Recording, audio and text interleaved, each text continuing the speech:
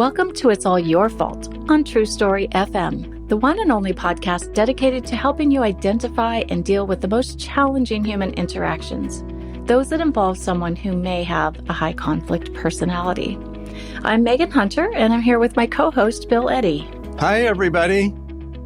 We are the co-founders of the High Conflict Institute in San Diego, California, where we focus on training, consulting, and educational programs and methods, all to do with high conflict.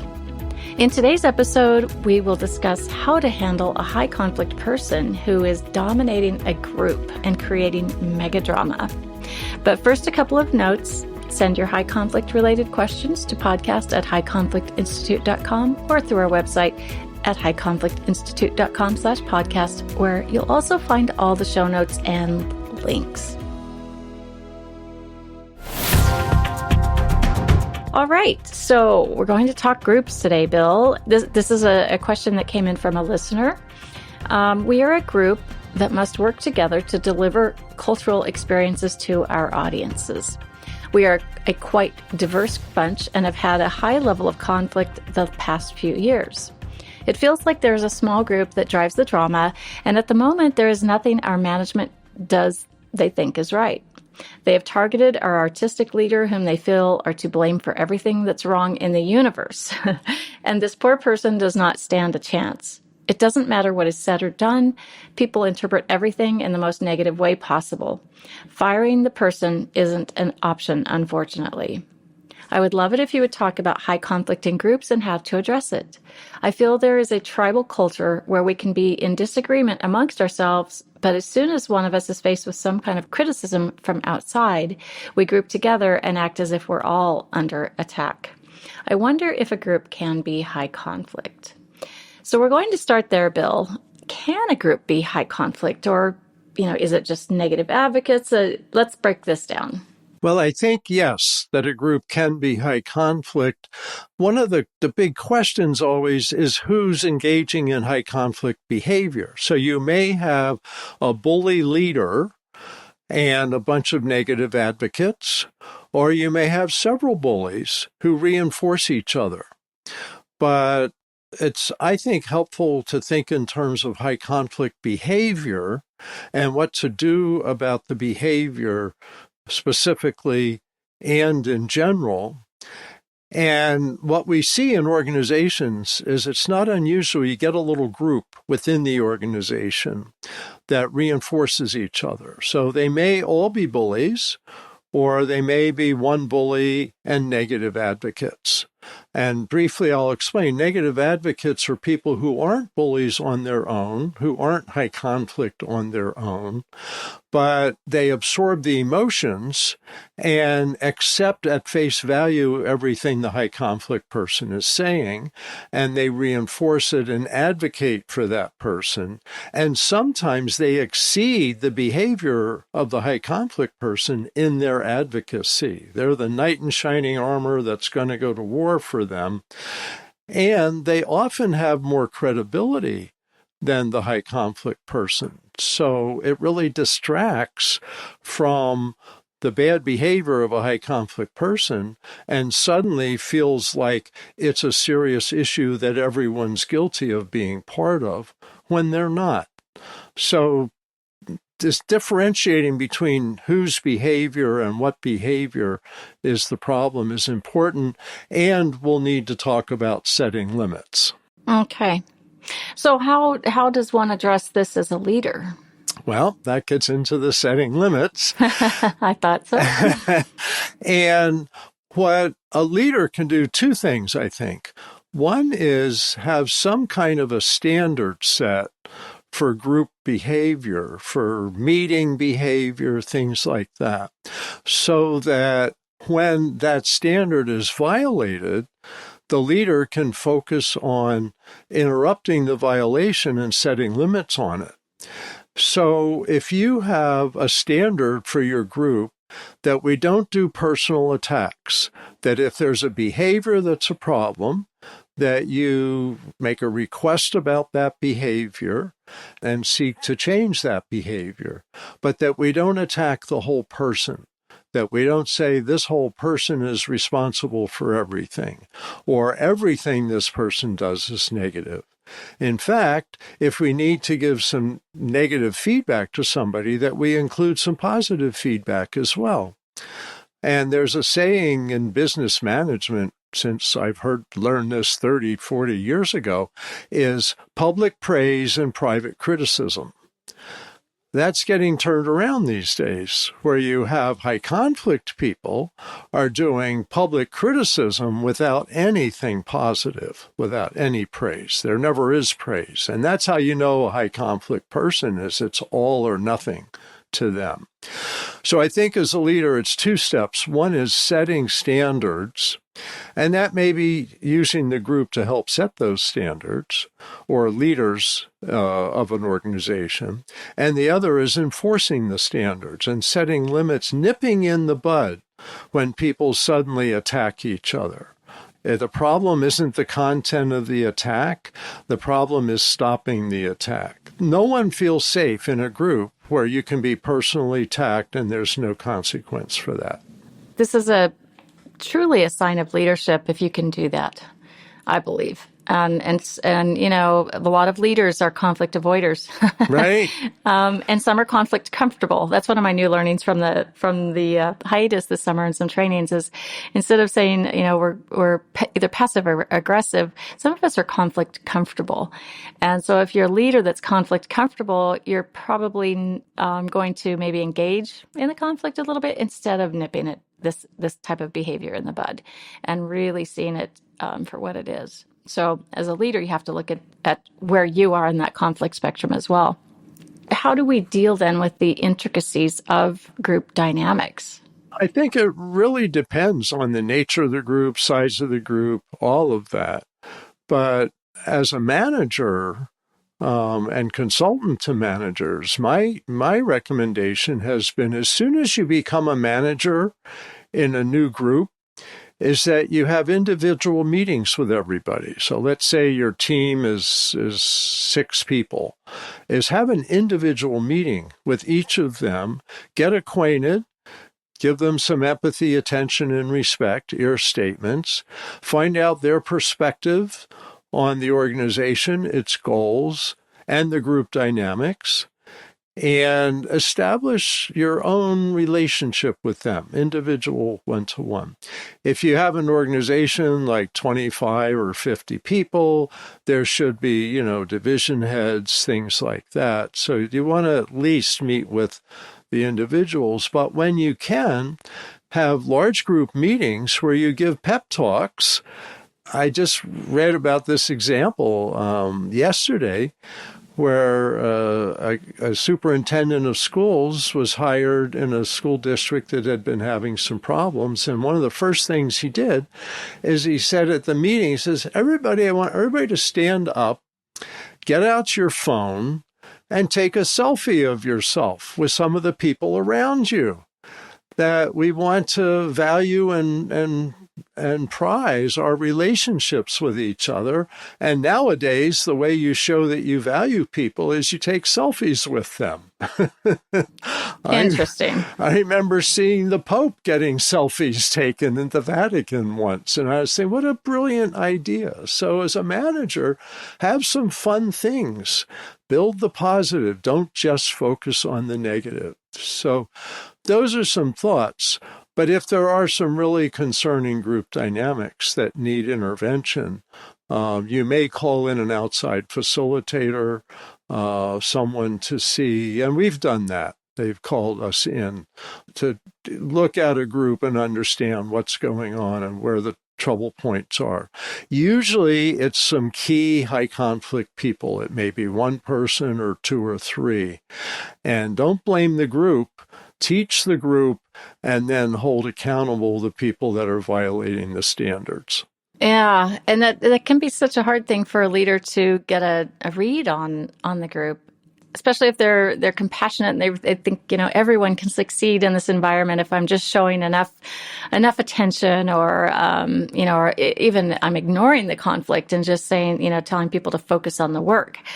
kind of ignoring this one or more individuals who may be creating a lot of high conflict drama and disputes, if we ignore that, it just festers and gets worse. Now, are there times that you should and can ignore some of this, or do you think you should always address it? I think there's a point, I like the idea of choosing your battles. And so you want to only choose battles that you can win. Well, actually, I don't want to absolutely say that, because sometimes choosing a battle that you're going to lose can win in the long run because it exposes a problem. But generally, you want to choose your battles and not fight everything. And this is important when you're dealing with high conflict people, because they create so many little battles. And it's like, oh no, here we go again. Now I have to respond to that. Here we go again. You don't have to respond. It's a choice. Respond to where you can be productive. And if you have a high conflict person that you're trying to keep in your organization, some of the high tech companies that we've worked with talk about their brilliant people with sharp elbows, that they're difficult to be around, but they have some information and skills that you need. And with people like that, let's say there's 10 things they're doing wrong in your thinking. You may want to focus on one or two at a time and kind of chip away at that. Because when you say there's 10 things wrong with what you're doing, you're basically eliminating the person's ability to focus on changing a specific behavior. You have to give people hope and skills and small steps to learn. Yeah, and some will learn. Some people can change and learn some skills. And then, as we've found, there are some who just absolutely don't or won't. And in that case, then a leader has a decision to make. And, in this particular listener's question, in their scenario, there's no opportunity to fire the person. They're living somewhere where the employment laws are very restrictive on that topic. So you have to get very creative. One more thing I want to add with being creative is coaching. And coaching is such an important tool these days, especially if it's somebody that you can't fire for one reason or another. And that's come in with difficult physicians and healthcare systems. They give them coaching, employees, managers, etc. We developed a method, New Ways for Work coaching. We give trainings on that, and we do coaching for that. And the feedback that I've gotten from people doing this coaching is about half of employees will learn from the coaching and soften their conflict behaviors, and about half of employees just don't seem able to learn. And in those cases, organizations have looked for ways to move them somewhere else, if not out of the organization. So it's worth doing. If you can calm half your conflicts through coaching, I say go for it. Yes, absolutely. All right, well, let's take a short break and we'll be right back after this. Listeners, if you're loving our podcast, we'd love if you'd subscribe and leave us a 5-star review. We'll be right back.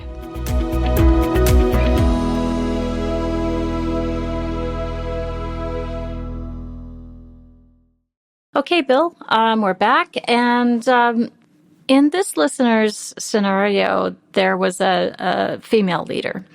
And one of the questions around this is, how does one address bias against female leaders? This is where actually we developed our respectful meeting policy referenced in our last podcast, because there were 2 young women who'd been made managers in departments that included some outside consultants who were men, who were older, and they gave the women a hard time. They basically were disrespectful because they were women. They interrupted them. They said how things should go, etc. So their behavior treated female leaders differently. And that's where the interruption is necessary, setting standards for the meeting, taking a break if the person continues to be disrespectful. And I think especially for female leaders that they feel uncomfortable setting limits sometimes on men because they feel like I should be able to handle this. Nobody should be able to handle serious interruptions. And so one of the solutions is you say, I'm taking a break, and you stand up and take a 10-minute break. And knowing you have the right to do that is very empowering, I've found, feedback for female leaders. The other is if in general you're getting people treating you skeptically, that you don't know what you're doing, or this is how you really should do it, is to just calmly and confidently state, this is the way that I work, and if you want to work with me, then you need to follow my process. Usually that calls their bluff because they do want to solve a problem, have a meeting happen, get a conflict resolved. And so they tend to accept the female leader setting the limits like that. And I think that's an easy limit to set, to say, this is the way I work. If you want to work with me, then you need to follow my process. And I might mention that I learned that as a man, as a mediator, being disrespected by some elder lawyers who knew everything and weren't sure that I could handle mediating the dispute for their clients because of the way I structured it. And what I learned was I can't control them, but I can control myself. And saying, this is the way I work. If you want to work with me, you need to follow my process. And I've gotten good feedback from female leaders saying they like that and they've tried that and it's worked for them too. So hopefully that's a useful tool. But Megan, you as the female leader, I want to pass to you your thoughts on this subject. I don't feel like I've struggled a whole lot with that in terms of thinking of leadership problems as a female issue, but I know many do. And if I think, kind of go back in my history, I guess I can see where, I may have had some struggles with it in the past. I think I do okay now, but I very much believe in just sticking to structure, as you were just discussing. And as we do that, it takes away any disempowerment that we may be feeling, and so I just would change my thoughts from, wow, I'm being attacked as a female, or I don't know what to do as a female, to I'm going to stick with the structure and just plow forward, right? This is how it's going to be. This is the program. And it isn't about me. It's about, this is the program. And it'd be interesting, listeners, if you agree or disagree or have experience with this, write to us. I'd love to hear. I know Bill would too, hear your thoughts on this. And we could do a future podcast on it. Now, when just a few people get to set the agenda and the rest are taken, hostage, so to speak, the whole group is often defined by those few. Any tips on how to handle this? A lot of thoughts about setting agendas. And there seems to me two basic strategies, both using the idea that everyone should have an opportunity to participate in setting the agenda. One is to have people send their agenda items by email to one person before the meeting and have that person compile and decide what can be included, the order of things, etc., so that everyone has an equal opportunity. Because in groups, what we find is that high conflict people are the minority. Majority of people are reasonable people, want to get things done, don't make personal attacks, and aren't obsessed with power and control. So by giving everybody a chance, you're going to balance things out. If you don't do it by email beforehand, then do it at the beginning of a meeting and have everyone have a chance, go around the room, an equal chance to contribute to the agenda, so that you're not giving the high conflict people more oxygen. You're not giving them more attention. And that's often where leaders lose control is that they just sit and listen to high conflict people as they hijack a meeting. That you need to set limits on the hijack, not listen to the content. By giving everyone a minute to say what's most important to you for this agenda, then everyone has an equal opportunity. Now, if you're the leader, you want to hold your group together, so you want to make good use of this. There may be things that can't be addressed at this meeting, but they can in the future. There's something coming down the pike that relates to that topic. I think having a few people set the agenda, if you let those be high conflict people, you're just going to be asking for trouble. And that's where you need, in many ways, a single leader to set the tone. And the culture of a group is set primarily by the leader of the group. So you want to have a non-high conflict leader of the group. If you have a high conflict leader of the group, then as an employee or member, you want to talk to the larger organization about maybe this person needs to be replaced or coached, but you need to get someone above that high conflict leader. You're not going to just be able to deal with it individually as an employee or group member. And that's tricky. Yeah. Because it looks like you're the whiny person and no one will believe you, so that's challenging. So I think you have to be, really think about your options and be cautious before proceeding with that, as I know you do as well, Bill, and have clear evidence of what's happened? Details. Yes. Facts and details are important. I guess I want to reinforce with this a problem that I hope we help overcome in the next 10 or 20 years is people are afraid of high conflict people. And if we don't set limits on them, they're going to get worse and worse individually and collectively. And I think that's a message for our society is we need to really learn to set limits because the majority of people aren't high conflict. I think it's maybe 10% of people. But they can dominate organizations because everyone defers to them because they don't understand or they're afraid to set limits.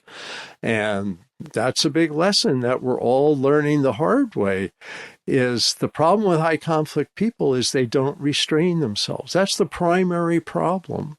And the primary solution is that the people around them, the structure, the rules needs to set limits on them. And how did we get into this position in our society, at least in the U.S., Bill, where we're afraid to set limits? And, training a couple of weeks ago, a gentleman came to me and we spoke at some length with a whole group about setting limits. And he was a former military member who did like psychological operations. I can't remember the whole title, but it was impressive. And, he had to talk down some people from very scary, threatening positions and, just tough stuff. And his premise is we as a society just need to set more limits, less ear, more limits. So I had to kind of help him, discuss that, what ear is really for is really to de-escalate an upset person, but setting limits is equal. And there's a quote you have in your book called It's All Your Fault that where we're going to have success in society and in relationships and interactions is when we have an equal balance of connecting with ear and setting limits. Yeah. That's on my last slide now at the end of all my trainings, by the way. You probably don't know that because you're not in my trainings. Right. No, that's great. And I think that's so important because some people are good at empathy, attention, and respect. Some are good at setting limits. But the combination is really the most effective because if you harshly set limits, often down the road, you're going to have more trouble.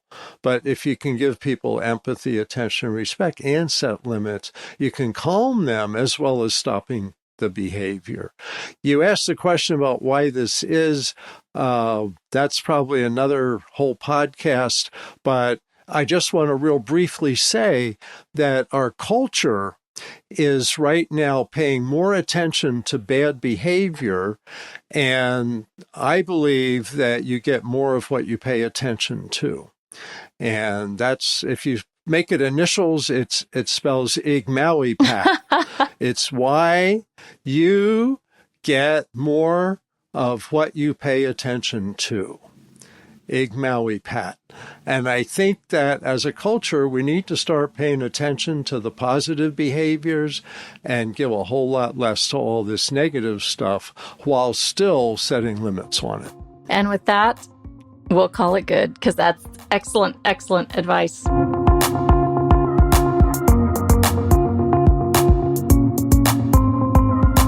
So we hope that today's episode has been helpful to you wherever you're listening. And we're so grateful that you have taken the time to listen to our podcast. Next week, we'll talk about how to help management or others see that conflict isn't always just a spat between two people, or specifically two women. Sometimes it's driven by one high conflict person. Is there a way to help others see this? Send your questions to podcast@highconflictinstitute.com or submit them to highconflictinstitute.com/podcast. We'd love it if you'd tell your friends and colleagues about us, and we'd be very grateful if you'd leave a 5-star review so we can keep growing and helping more people around the world. Until next time, keep learning and practicing so you can be confident in your human interactions in high conflict situations. As you do, your life will become more peaceful. It's All Your Fault is a production of True Story FM. Engineering by Andy Nelson. Music by Wolf Samuels, John Coggins, and Ziv Moran. Find the show notes, and transcripts at truestory.fm or highconflictinstitute.com/podcast. If your podcast app allows ratings and reviews, please consider doing that for our show.